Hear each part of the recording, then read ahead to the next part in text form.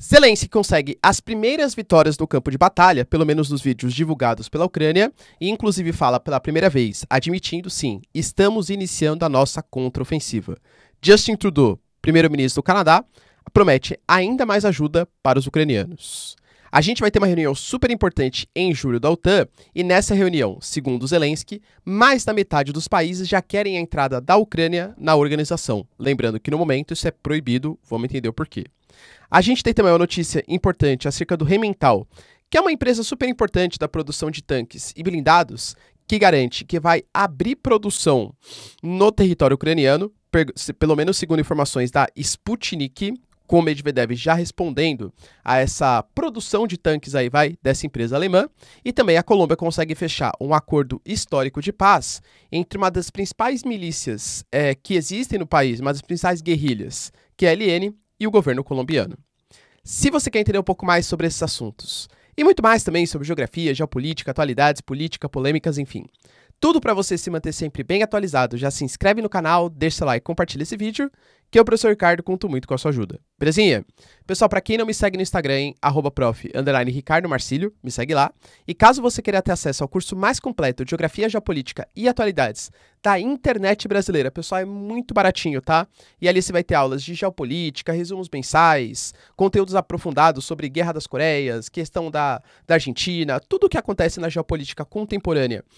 Pegando também, claro, traços históricos, tá na plataforma. Se eu fosse você, eu assinaria. Você não vai se arrepender, pode ter certeza, tá? É muito baratinho, um ótimo custo-benefício, o melhor da internet. Tamo junto?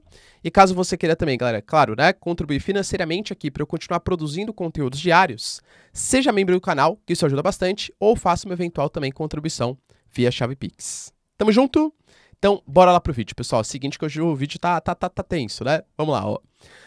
O Zelensky, ele participou de uma reunião com o Justin Trudeau, que está em visita, né, à Ucrânia, para estabelecimento de alguns laços comerciais, enfim. E, aliás, né, o Trudeau, só falando antes das palavras do Zelensky, nessa reunião ele garantiu algumas coisas importantes. Por exemplo, acerca do rompimento da barragem de Nova Kakhovka, não houve a confirmação por parte do Canadá que foi a Rússia a culpada pelas explosões. Inclusive, uma série de países ocidentais ainda não culparam a Rússia oficialmente ela como responsável pelas explosões, e talvez maiores investigações vão acontecer.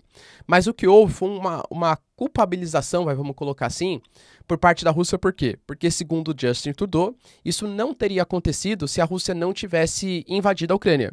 Então foi a invasão à Ucrânia, independente de quem foi o responsável pela explosão da barragem, que causou o desastre social, ambiental e, enfim, né, todo o desastre aí, econômico para o país.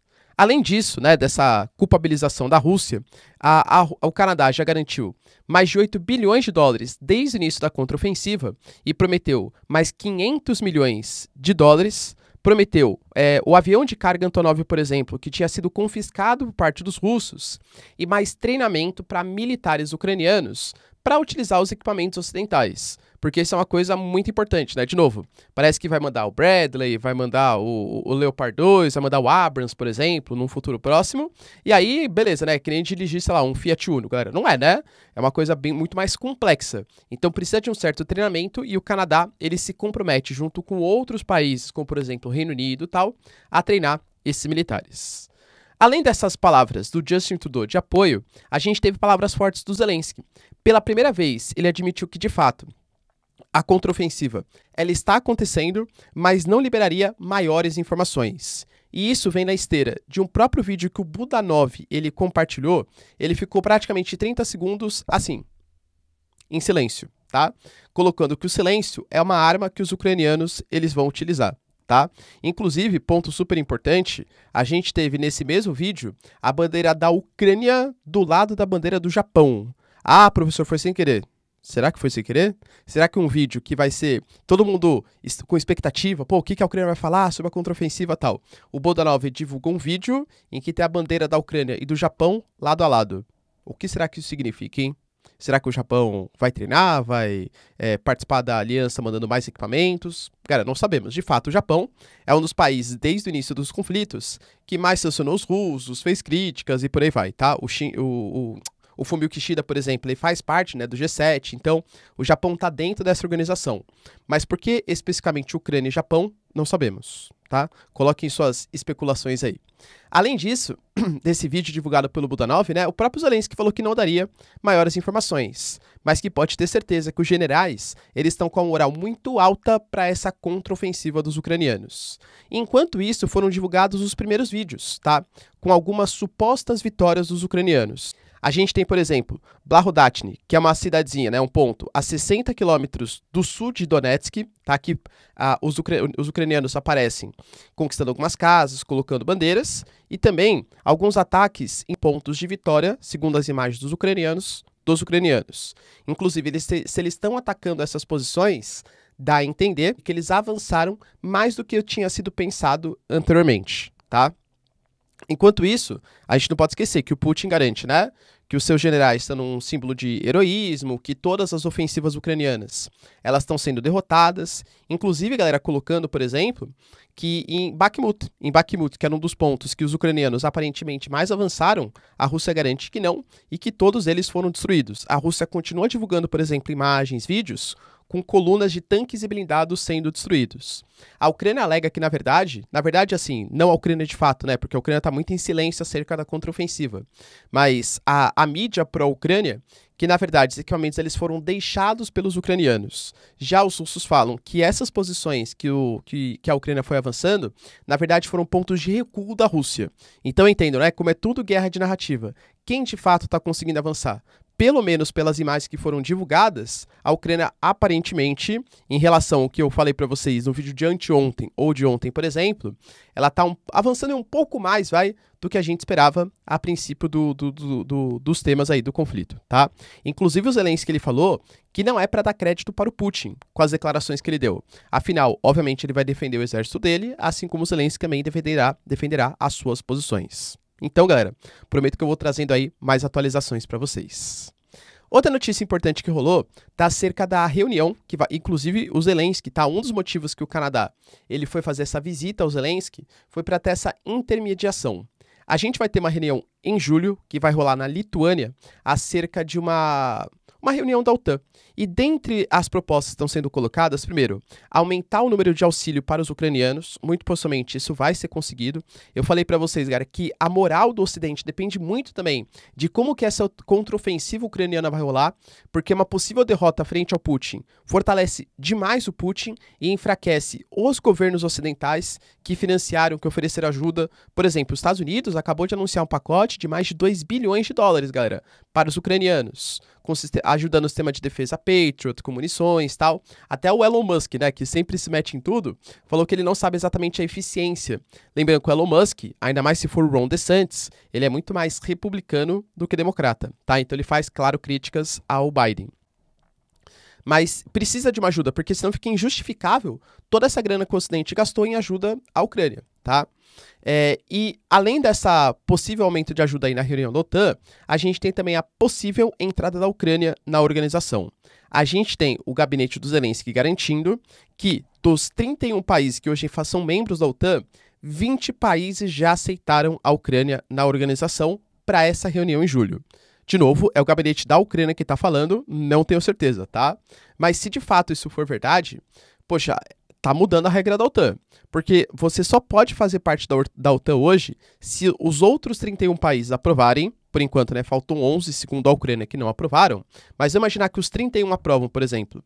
Pô, teoricamente não poderia, porque a Ucrânia é um país em guerra, a OTAN não aceita país em guerra, e a OTAN também tem movimentos separatistas. Já que não existe uma coesão nacional, uma coesão política nacional, também é proibido entrar na organização, segundo as regras da organização. Claro, né, quem forma a organização são seus membros. Se eles acreditam que a Ucrânia deve fazer parte, os 31, galera, beleza. Mas eu vejo com um certo ceticismo, o aceite da Turquia e da Hungria, principalmente, na entrada da Ucrânia na organização, tá? O Peskov garantiu, galera, que ele já sabe que Kiev e a OTAN, pelo menos alguns membros, têm essa intenção e por isso eles estão de olho. Vale lembrar também, galera, que ele deu declarações no sentido que um dos motivos de realizar o que ele chama, né, de operação militar especial foi justamente essa aproximação da OTAN com a fronteira com a Rússia e por isso, caso isso aconteça, algum tipo de resposta mais efetiva deve vir por parte da Rússia. A gente tem também essa notícia, cara, eu particularmente só achei, tá, como mídia primária, o Sputnik, que é um site de notícias russo. Se você encontrar em outras fontes, inclusive, tá, pode deixar aí nos comentários. Mas que uma empresa bem especial, né, de blindados, tal, tanques, que é a Rheinmetall, que é uma empresa alemã, garantiu que os tanques Panther, eles vão ser construídos em solo ucraniano. A estimativa de investimento está na casa de 200 milhões de euros e eles querem produzir, esse número eu achei um pouco estranho, hein? Cerca de 400 tanques por ano na Ucrânia.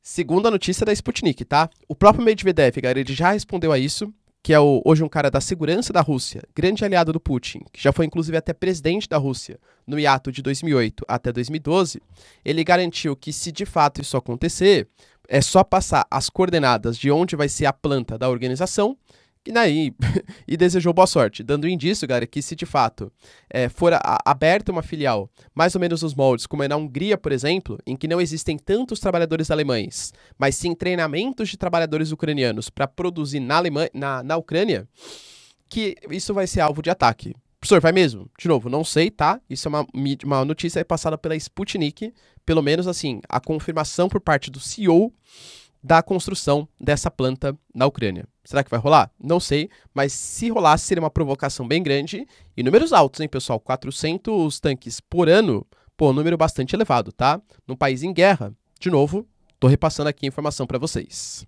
E para finalizar, galera, notícia importante também acerca do acordo de paz na Colômbia. A Colômbia é um país que desde a Guerra Fria, eu diria que praticamente todos os países da América Latina, né, mas na Colômbia isso se intensificou bastante.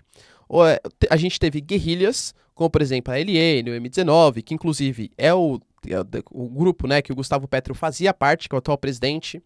As Farc, por exemplo, elas se estabeleceram como grupos marxistas ou de orientação mais socialista, várias vertentes diferentes, que queriam a instalação do socialismo no país. Foram combatidos pelo governo colombiano, com atuação também, galera, combatidos por alguns cartéis, é uma confusão a Colômbia, né? E o governo colombiano, com a ajuda dos Estados Unidos, inclusive hoje a Colômbia, é o país da América do Sul que mais tem bases militares americanas, sob a justificativa de combate a essas guerrilhas, mas o governo colombiano tentou estabelecer alguns acordos de paz. Fez, por exemplo, em 2016, um acordo de paz com as Farc, dando anistia aos seus líderes e as Farc abrindo mão do território comandado pela guerrilha. Hoje as Farc, pelo menos parte dela, é um grupo, um partido político, que controla inclusive prefeituras, tá? Então hoje não chama mais Farc, né? Chama Comunes, o partido político, mas né, vem de orientação aí das Farc. Claro que ainda existem, pessoal, dissidentes revoltosos das Farc e as Farc ainda atuam como grupo armado, mas não as Farc principal, e sim aqueles dissidentes que não concordaram com o acordo de paz com o governo colombiano. Além disso, a gente tem outras, como por exemplo a ELN. O Exército de Libertação Nacional conseguiu fazer, galera, um acordo de paz com o Gustavo Petro, inclusive com o seu líder, que é o Antônio Garcia. Ele tá com ordem de captura até essa semana, tá? Se bem que hoje é domingo, né? Então, na semana passada, tá? Então, até semana passada, ele tava com ordem de captura. Poxa, foi feita uma reunião em conjunto, galera, com o Miguel Díaz-Canel, que é o presidente de Cuba. A reunião rolou em Havana, um estabelecimento de um cessar-fogo de 6 meses. A gente vai ter uma próxima reunião que vai rolar em Caracas, na Venezuela, para tentar estabelecer de fato o acordo, porque agora não foi um acordo, e sim um cessar-fogo. A ideia é que a ELN ela ceda os seus territórios e dê anistia aos principais líderes, e em troca, o governo colombiano, né, consiga estabelecer a paz com uma das guerrilhas, aliás, a guerrilha mais antiga que existe na América Latina, pelo menos em atuação até hoje. Ela foi criada em 64. Vai lembrar, pessoal, que esse contexto, né, final da década de 50, a Revolução Cubana, uma série de países, né, passando por revoluções ali socialistas, depois vai vir Honduras. Então, o contexto da América Latina era um contexto dessas guerrilhas de esquerda se fortalecendo. Na Colômbia, até hoje, elas atuam, só que hoje muito menos ideológicas e muito mais com práticas criminosas, né, convenhamos. Tudo bem? E aí, pessoal, você acha interessante esse modelo colombiano de fazer acordos de anistia em troca da paz com grupos que, ao longo de décadas, hoje estima-se mais ou menos uns 6 mil combatentes na ELN, foram grupos criminosos? Deixa aí nos comentários, quero saber sua opinião. No mais, galera, se vocês curtiram o vídeo, tamo junto, beijos, abraços e tchau, tchau.